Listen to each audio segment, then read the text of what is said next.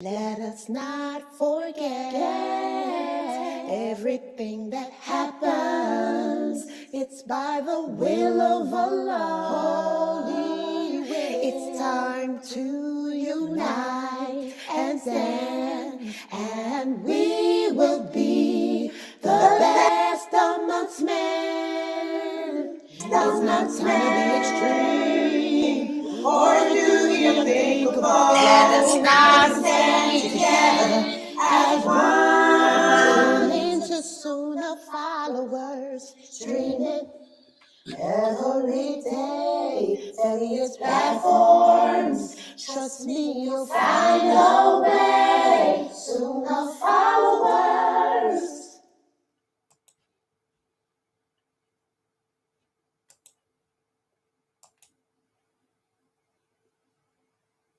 Message from Sunnahfollowers. This is from Chicago. We need to unite. Sisters, where are you, Jack? Be proud of me. Stay home, stay home, stay in your home. Stand up, unite, and stand for Allah's miracle island. That's right, Solly. We all should stand up in solidarity, not transgressing the limits of the law, but standing together with patience and understanding. This is Sunnahfollowers. With dignity, humility, and balance.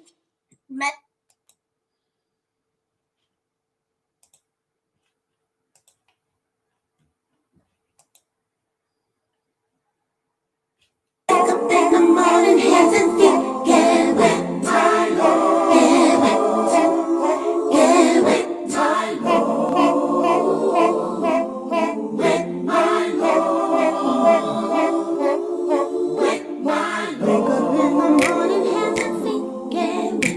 Getting ready for our conversation, deep and in-depth. Obligations are serious and need to be met. So I prepare so I won't forget. It's all ahead and make a good intention. Yeah. You can wrap up some good things. Yeah. Make a donation to the cycle from left to make it right. Just remember and don't lose sight. Jannah is the goal. Jannah is the goal. Jannah is the goal.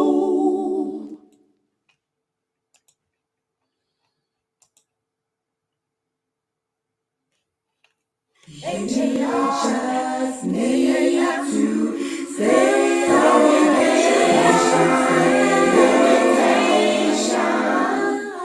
And you just need to stay on meditation. Stay away today. There's a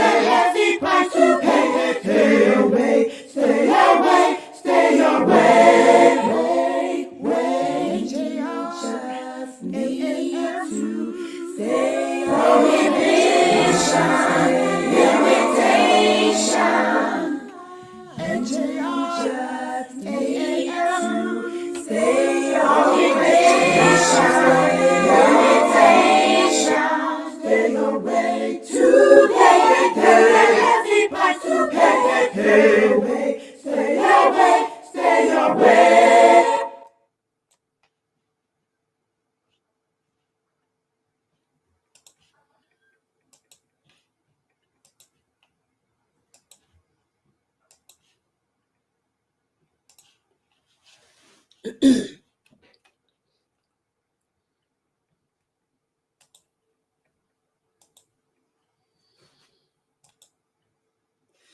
Ina alhamdulillah, wa salam Allah wa rasulullah. I want to welcome everybody to our class for tonight, which is the new class entitled the Prohibited Imitations in Islam. And this is a class based on the book that's been written by Sheikh Muhammad Saeed Atli. And what he does is he takes different hadiths in which our Prophet sallallahu alaihi wasallam instructed us to stay away from imitating non-Muslims or animals or jinn. You know, remember, as a Muslim, we're supposed to have our own unique identity, and our thumbprint and our identity is supposed to be opposite of the non-Muslims, opposite of the jinn, opposite of the opposite gender and the likes. And yesterday we went over the first chapter. We began the first chapter of this book, in which the Sheikh presents to us hadiths, which show how even when it comes to the way we worship as Muslims, the way we worship Allah differs from how the non-believers worship Allah.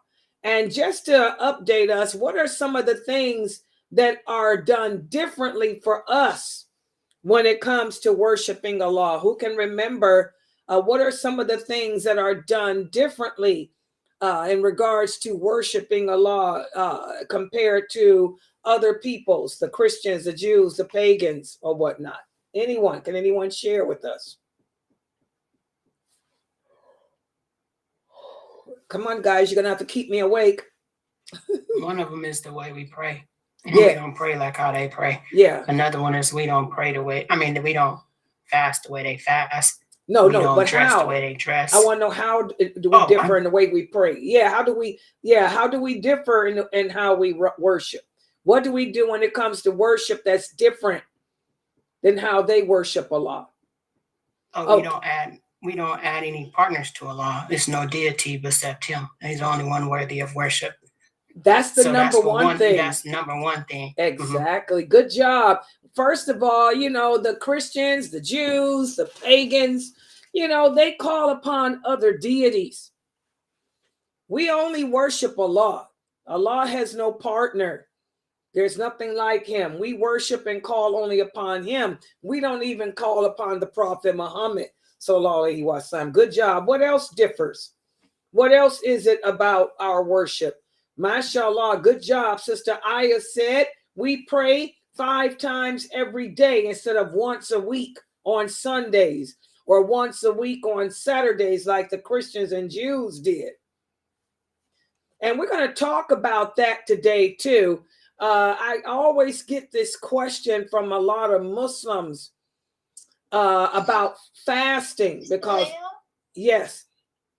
I'm gonna tell you that we worship Allah and not other things like birthdays and kids. Good job. That's another way we differ in how we worship Allah.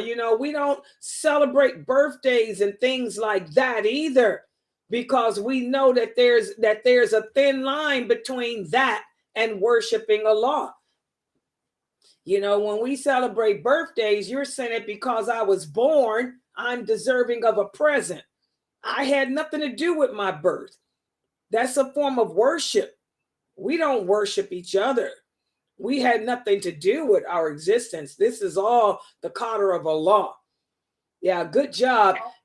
Go ahead. The thing that is different than the other religions is our call to a prayer. The Jewish have their call to prayer, and the Prophet Muhammad sallallahu alaihi wasallam at his time, when they were trying to find a way that they could tell the people that it's time for prayer, they mentioned about bells, and they mentioned about, and he rejected those ways because we were trying to be distinct from those groups. So the most distinctive thing was the human voice, and the human voice by reciting the Adhan was what was special onto the Muslims as the call to prayer. Exactly, guys. Even our call to prayer differs from the non-Muslims. We don't use bells and horns and things like that. We use the human voice. So, mashallah, these are all great examples as to how even when the way we worship Allah is different than how other people worship Allah and their deities. And so, mashallah, today we're going to continue with this chapter. And I did post up we're going to be covering, for you guys to take out the book, Prohibited Imitations. We will be covering pages 16 through 22. because today we're going to speak about how when we fast, our fasting differs. When we slaughter our animals, we slaughter differently than the non-Muslims. Okay, so let's put the PowerPoint up on the screen. Let me take this down. Okay. And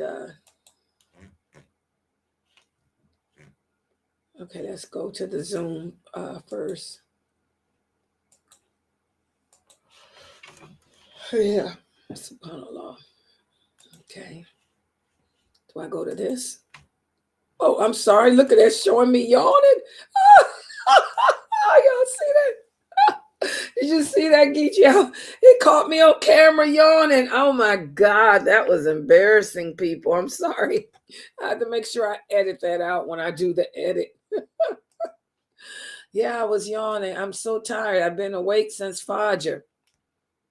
And I'm winding down. I was making myself get out of that habit of being up all night so I can go to sleep like a regular person and enjoy the day like the Prophet sallallahu alaihi wasallam, encouraged us to do. Remember that hadith we went over, whereas the Prophet sallallahu alaihi wasallam encouraged us to get up early. He said, for those of us who start our day after Fajr, there's reward in going out, seeking your livelihood, seeking your sustenance early.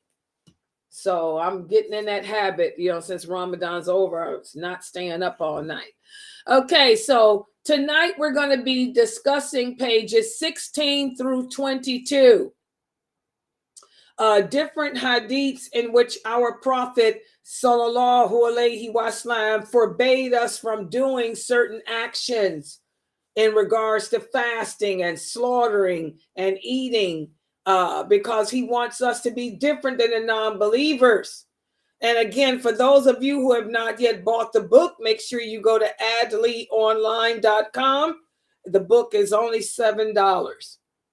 So let's take a look at this. Okay. Let me move this out the way. All right. Even when it comes to fasting, remember we talked about during the month of Ramadan how Allah prescribed fasting on all people. The Jews were prescribed the fast, the Christians were, okay. But even when it comes to fasting, we have differences in they. For example, the Prophet sallallahu alaihi wasallam said the difference between the way we fast and the way the other people of the book fast is we begin with the meal of suhoor. We eat shortly after dawn. Shortly before dawn, our breakfast, a small breakfast, whereas they weren't instructed to do that. The Christians and Jews don't eat suhoor.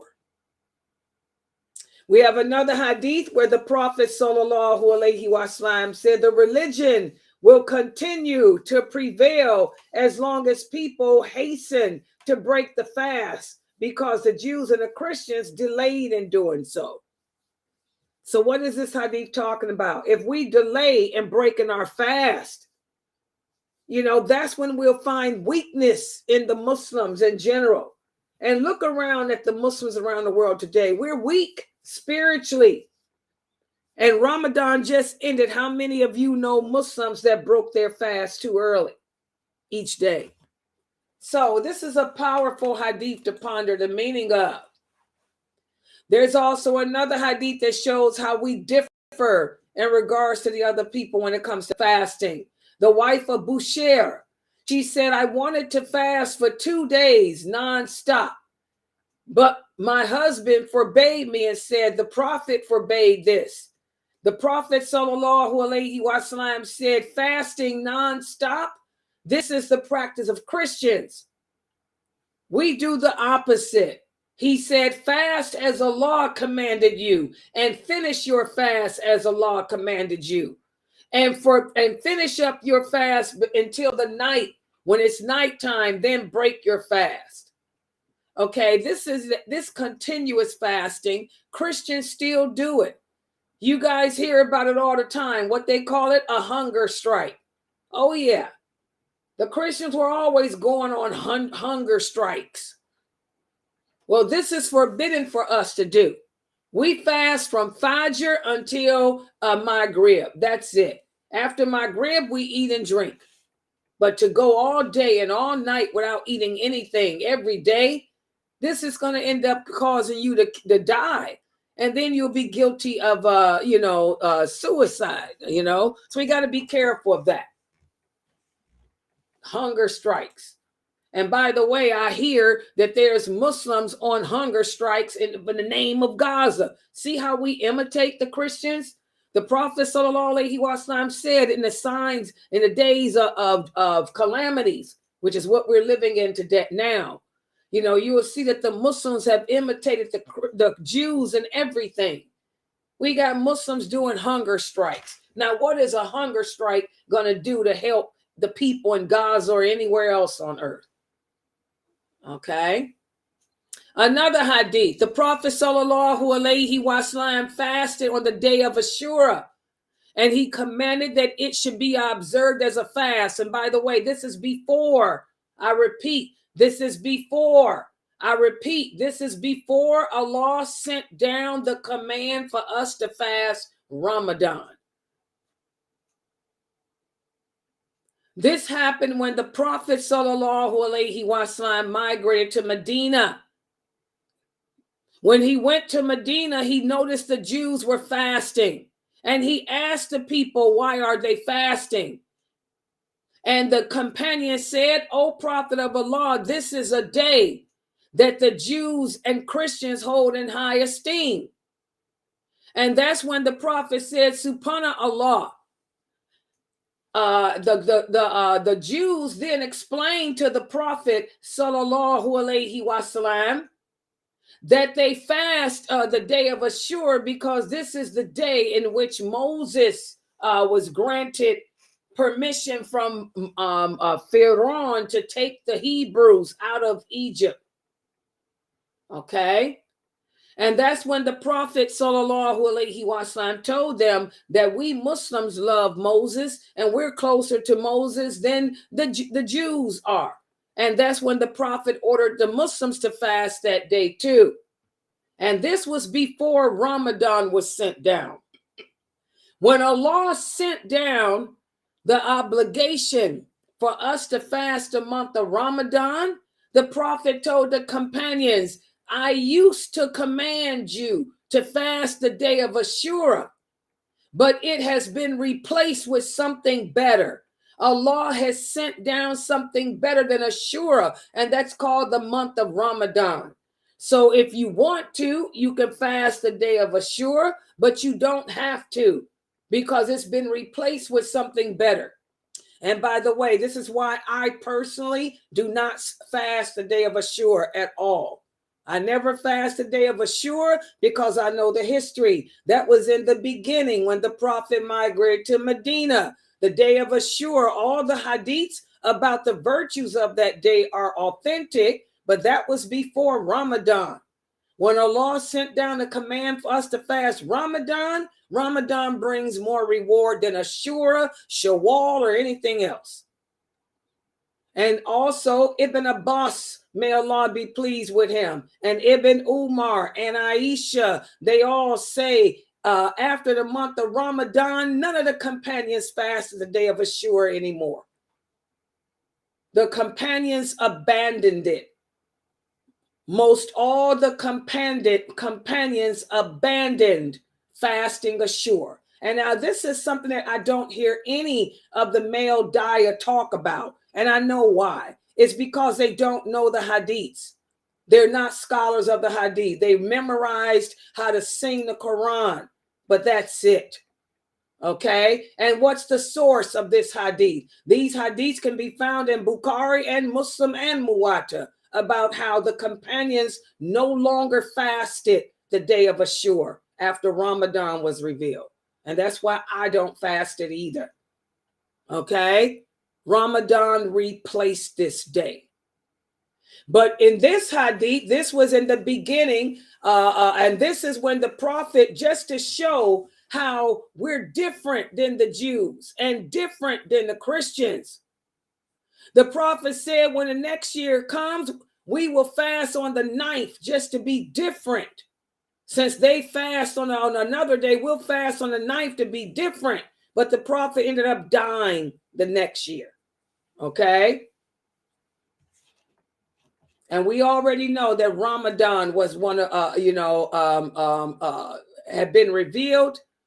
And like I said, you'll find all those hadiths where the companions, a majority of them abandoned fasting the day of Ashura completely. Okay. And also another thing, a lot of you come to me and ask me, Sister Laila, is it true that it's haram to fast on Saturdays and Sundays? This is why I tell you guys, you have to be careful with these hadiths. All the hadiths in Sahih Muslim are authentic, but Imam Muslim included abrogated hadiths. Not only did the Prophet ﷺ decide to fast the day of Ashura when the companions migrated to Medina, but also when they migrated to Medina, the Prophet said, in respect of the Jews and Christians and their sacred day, the sacred day for the Christians is Sunday. The sacred day for the Jews is Saturday. He said, I forbid you to fast on those 2 days. This is in the beginning. But when the Jews and Christians broke their agreement, their treaty of peace with the Prophet ﷺ said, I forbade you from fasting Saturday and Sunday, but now I am canceling that out. You can fast on Saturdays if you want, and you can fast on Sundays. What's the source? That hadith is in Bukhari, and it's in Muwatta, and it's in Imam Ahmad's collection. In fact, look at this hadith.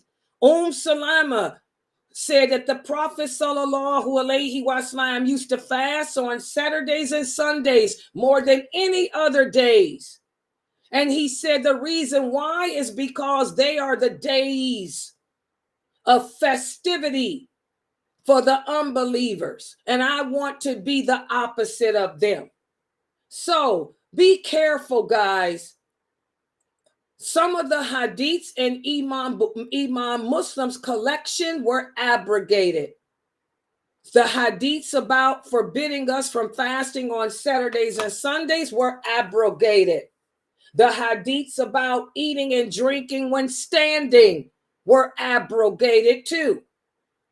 As Ali radiallahu anhu told the people when he made Hajj, he said, I swear by Allah, he took some water up from the well of Zamzam and he drank it. He was standing. He said, I swear by Allah that the Prophet Muhammad himself drank standing. That's another hadith that was abrogated that you'll find in Imam Muslim. Is the most authentic of all the collections because Imam Bukhari did not include the abrogated hadiths in his collection. Imam Muslim, who was his student, did. So here's the dalil. You can fast on Saturdays and you can fast on Sundays.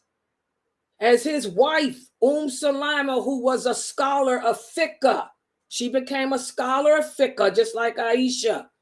As Salama said, my husband, the Prophet, used to fast more on Saturdays and Sundays than any other day of the week. Why?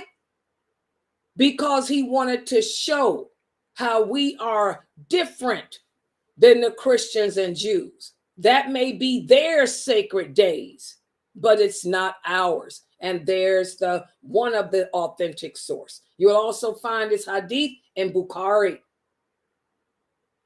Everybody understand that? Be careful trying to teach yourself this religion. As I had a conversation with somebody earlier today, you're not a scholar. You're not a scholar of these hadiths. You have to memorize them all with the proper meaning. And it begins when you're a child. You have to know who, what, where, when, why. What happened? What hadiths were canceled out? What happened to make the prophet say and do things? And most of you don't know that because you were not taught that. Okay? You can't teach yourself this religion. I didn't teach myself. I had many teachers and still have one. Okay? So you can fast on Saturdays and Sundays. The Prophet ﷺ used to do it just to show that it ain't no sacred day for us. All right? So now we're going to speak about how even when it comes to making the pilgrimage, remember guys, before the Prophet Muhammad sallallahu alaihi wasallam received the call to prophethood, the Arabs always made the pilgrimage to the Kaaba in honor of what Abraham alayhi salam and his son Ismail used to do. But when the Prophet Muhammad sallallahu alaihi wasallam became a prophet of Allah, things change, even in regards to how we do that. As Umar radiallahu anha said, the people before Islam, when they made their pilgrimage, they would not leave from Jam. In other words, they would not leave from Muzdalifa until they saw the sun shining on the mountain of Thabir. And then they would say, shine, Thabir. And after you shine, we will move on swiftly. So the Prophet sallallahu alaihi wasallam forbade us from leaving before the sun rose, as a means of being different, of our Hajj, our pilgrimage being different from how the pagans did it before Islam. Does everybody understand? So even when it comes to how we make Hajj, some things were changed by Allah for us to make us different in worship from how the unbelievers worship. So we're different in when it comes to our prayers. We're different when it comes to fasting. We eat sahur when they don't. When we perform the Hajj, things are different. And also things are different even when it comes to our way of killing animals to eat. For example, the Prophet sallallahu alaihi wasallam was approached by one of the companions, and he said, "O Prophet of Allah, we shall meet the enemy tomorrow, and we don't have any knives. So may we kill our animals with canes?" And the Prophet sallallahu alaihi wasallam said, "When Allah's name is mentioned, you may eat what is killed by anything that will penetrate and cause the blood to flow, as long as you're not using a tooth or a claw. The tooth is a bone, and the claw is the knife that the Abyssinians used." These were the pagans. This is before the Abyssinians became Muslim. So here we can see, guys, even when we slaughter, our way of slaughtering our animals is different. How do we slaughter? That makes our slaughter different. We say Allah's name. The Jews don't have to pronounce Allah's names. The Christians don't have to pronounce Allah's name when they slaughter. They don't have to pronounce any name. But to be different from them, when we go to slaughter our cows and cattle, we have to mention the name of Allah and use an instrument that's going to penetrate and cause it to bleed out. This companion goes on to tell us, we received some camels and sheep, And when one of the camels ran away, a man shot an arrow at it to prevent it from leaving, from running away. And the prophet said, camels, there are some camels that may run like a wild animal. So when any of them do that, then you can shoot it with an arrow. What he's talking about. Okay, camels fall in the category of cattle, like cows and sheep. Normally, we don't use a bow and arrow to kill a cow. We don't normally use a bow and arrow to kill a sheep or to kill a ram. Normally, we'll take them, tie them down, and cut their throat, their jugular vein. We'll slaughter them. But sometimes if the animal runs away, you can see from this hadith, the Prophet sallallahu alaihi wasallam made it permissible for us. In that case, you can use a bow or arrow, or you can use a gun to take it down if it behaves like a wild animal. And what is the source of this hadith? Bukhari and Muslim. So it's all authentic. All of these hadiths I'm going over tonight are authentic. Every single one. Okay?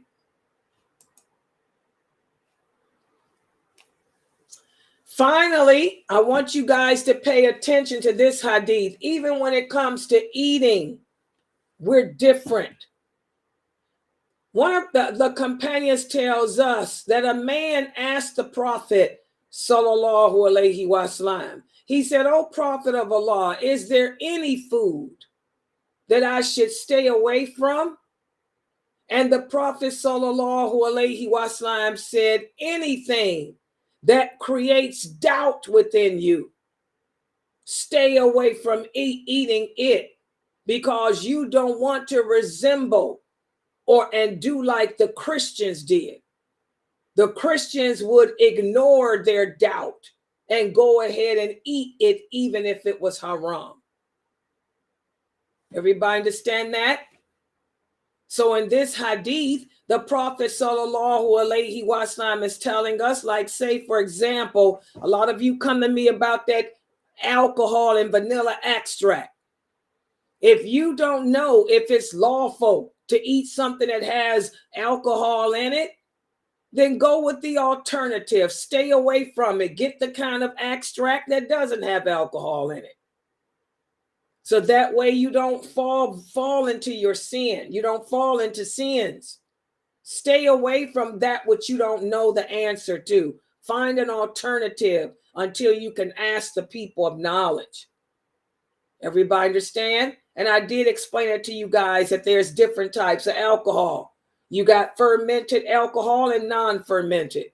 The alcohol that they use in an extract is non-fermented. So that way that means you can't get drunk off of it. If it was fermented, they wouldn't put it in food because they would make the children drunk. It's non-fermented alcohol. We're only forbidden from drinking and eating the alcohol that has been fermented. All right, so subhanAllah, these are all hadiths showing how as Muslims we differ in the way we eat, the way we slaughter our animals, the way we fast, the way we pray.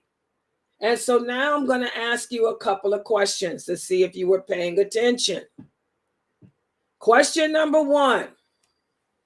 Who can give an example of what would be imitating a non-Muslim regarding fasting? Give me an example of something that we have not discussed, that if we did it when we were fasting, we would be imitating the non-Muslims. Go ahead, somebody take the mic. An example. Fasting consistently. Say, for instance, I want to fast all day. Or say, for instance, I want to fast for 4 months and I just don't eat anything. I'm starving myself and things like that nature. Good job. That's an example. That's continuous fasting. Also, for those, and I've seen it, those that go on a water fast. Exactly. This is imitating the kafir too. How many of y'all know people that do that? You go without eating, just drinking water. Who said to do that? That's what the kafirs do. We're supposed to be balanced. You ain't going to be able to survive off of just water. Your body's going to break down. Don't you guys watch Naked and Afraid? Don't y'all watch a Survivor, those TV shows? You can't survive off of just water. So when you Muslims are going on these water fasts or these juice fasts, all you're doing is depriving your body. You're oppressing your body. And this is imitating the kafir. Forget about a juice fast. Forget about a water fast. You better eat. Eat food in moderation. Good job. Any other examples of imitating the non-Muslims regarding fasting? I heard of, and I remember my grandmother used to do this, only fast till like 12 noon instead of fasting for the entire day. Exactly. Good job, Atifa. That's a definite imitation. You know, we fast from Fajr until Maghrib. There's no such thing as a half-day fast for us. Either we're going to fast from Fajr till Maghrib, or we're not going to fast at all. We don't do half-day fasts. Good job. Any others? MashaAllah. Good answers. Go ahead. Go ahead. On Facebook, Sister Aya said, Christians do Lent to, so copying that form of fasting, for example, just cutting out one type of food. Cutting out one type of food. Oh, I know what she meant. Like, you know, some people. Yes, that's an example too. Now, if it's for medical reasons, that's different. But you know how these kafirs are. Oh, we're just going to cut out all carbs. We're going to cut out all carbs. I mean, come on. In Islam, everything is in balance. Good job. Any other examples? MashaAllah. Good job on that. Let's look at the next question. Oh, I was going to add, I think intercourse. I think they, non-believers still feel that you can have intercourse when you're fasting. Wait a minute. What is? I couldn't understand that one at all. You said something different, and I something different from us and them, and I said intercourse with your spouse. That ain't got nothing to do with fasting. No, we're talking about fasting. Like food, okay. Okay. All right. Next question. Who can give us an example of an action that would fall in the category of imitating a non-Muslim regarding how we kill our animals? What's something that if we did when it comes to slaughtering our animals could put us in the category of imitating the non-Muslims? Not mentioning Allah's name when slaughtering the animal. MashaAllah, that's one example. Yes, you know, we're supposed to mention Allah's name before we slaughter. But if we don't do that, we're imitating them. Good job. What's another example? So like this solution is they'll let their dogs attack them, then they'll eat it. Exactly. Allowing our dogs to go out and get the animal and eat half of it. And then we take it. This is also imitating them. Good job. What's another example of imitating the kafir when it comes to slaughtering? Also, what type of instrument is used to slaughter the animal? Like what? I would say using, like, bashing their heading and not slicing the throat. Exactly. Bashing an animal's head in. We're forbidden from doing that. If you're going to kill your cow by bashing in its head, this is imitating the kafirs. What about a stun gun? Can we use a stun gun to stun the animal before we slaughter it?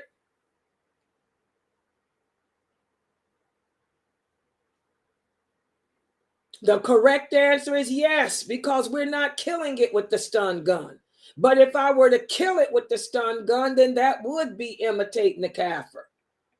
The companions used to stun. They would hit their cow in the head one time just to stun it, to knock it out so that the meat would be tender.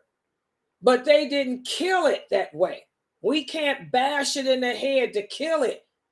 The meat is going to be toughed, and that's imitating the kafir. But if I want to hit it in the head or stun it with a stun gun just to knock it out, it doesn't, just to knock it out, so I can then slaughter it, then this is permissible in Islam. Okay, good job. Any other examples? What about, like, say for instance, how they go hunting and they how they shoot it? They just go shooting stuff, shooting the ducks and all that. We can't do that, right? We can use a gun. We can go. Yeah, we can use guns when we go hunting. The rule is we just try to aim for the head or the heart if we can. But nothing's wrong with using a gun. Oh, okay. I thought I heard you say that. Yeah, you can use a gun if, like we said, that hadith we just went over. We use a knife only with cattle. Ducks are not cattle. Animals that are cattle are domestic. A cattle is a sheep like you see here, or a goat, or a cow, or a camel. Those are cattle. For those animals, we try to slaughter it. But if the animal runs away, then you can get your gun and shoot it in the head. Yeah, we can use a gun with them too, but we try to slaughter them. Okay, good job. Okay, let's look at the next question. Sister Laila. Yeah. On Facebook, someone says eating things that we are doubtful of. Stop. I could understand a word you said. I know she's Eating, what did she say, guys? Eating what? Something that's doubtful. Food that's doubtful.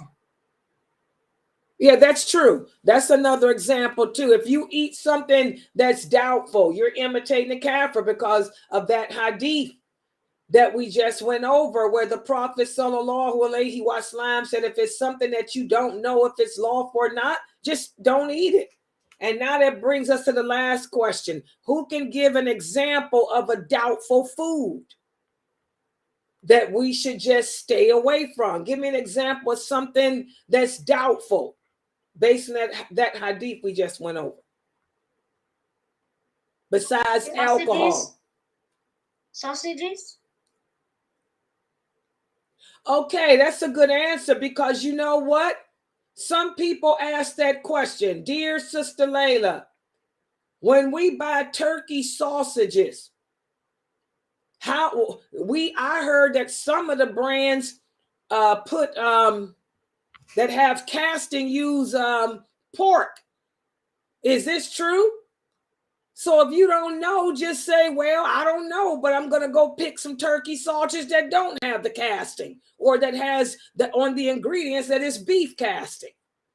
So good job. That's an example. If it's something doubtful, put it down and find an alternative. Good job. What's another example of a doubtful food to consume? Food that has gelatin on it? Exactly. If you don't know what type of gelatin it is, put it down and get a product that doesn't have gelatin in it. Good job. What else? What's another example? MashaAllah, you guys gave very good answers. Excellent answers. And we need to put all this stuff into practice, because a lot of you will come to my Q&A show with, oh, Sister Laila, can we eat this? Can we eat that? You know, if you don't know, just stay away from it. Find something else to eat that don't have gelatin in it. Find some extract, that vanilla extract that doesn't have alcohol in it. They got the non-alcohol version of everything. Nowadays, there's non-alcohol versions of everything, non-pork versions of everything. You just have to take the time and do your research. Let's see what other answers we got here. Good job. That's one of the things that I found out. If you call whatever, like my grandson came up with marshmallows, and I just knew. And so here we go. But when I called the 1-800 number, they give you information on it. And a lot of things now are vegan. Right. You know, it's not so much like they used to be. Everything gelatin was pork, but now a lot of it is vegan. Yeah, that's why, because gelatin doesn't come from just a pig now. Mm-hmm. They make gelatin out of vegetables. That's vegan. Right. They make gelatin out of chicken feet now, out of lambs. But most of the stuff, like you said, are made from vegetables because it's cheaper. You know, everybody's going the cheaper route now. Yeah. So most of this stuff, when you see gelatin in it, and it's made out of like she said, out of a vegetable, it's not lard. Yeah, it's some kind of vegan stuff that they use now. And yeah, they'll let you know.